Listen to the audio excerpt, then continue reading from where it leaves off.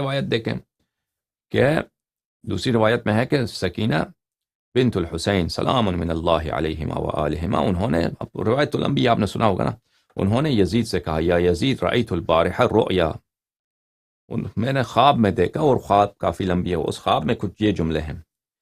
کہ میں نے دیکھا کہ فَإِذَا بِخَمْسٍ نِسْوَةٍ قَدْ عَظُمَ اللَّهُ خِلْقَتَهُنَّ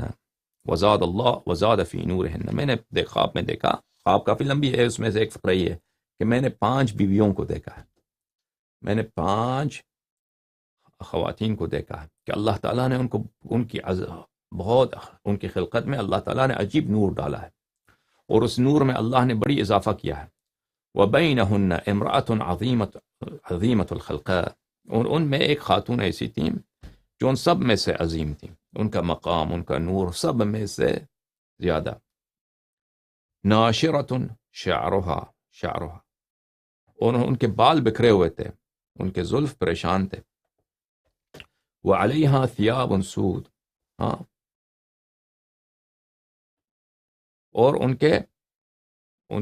سیاہ لباس پہننے رکھے تھے، اور اس کے بعد فرمایا کہ وہ میری نانی حضرت صدیقہ طاہرہ زہرا اطہر سلام اللہ علیہا تھیں، سلام اللہ علیہا تھیں، ٹھیک ہے نا۔ یہ سب روایات کی دلالت کیا ہے؟ سب روایات کی دلالت یہی ہے کہ اعضاء میں سیاہ لباس پہننا یہ نہ صرف کہ جائز ہے، بلکہ یہ سنت اہل بیت علیہم السلام ہے۔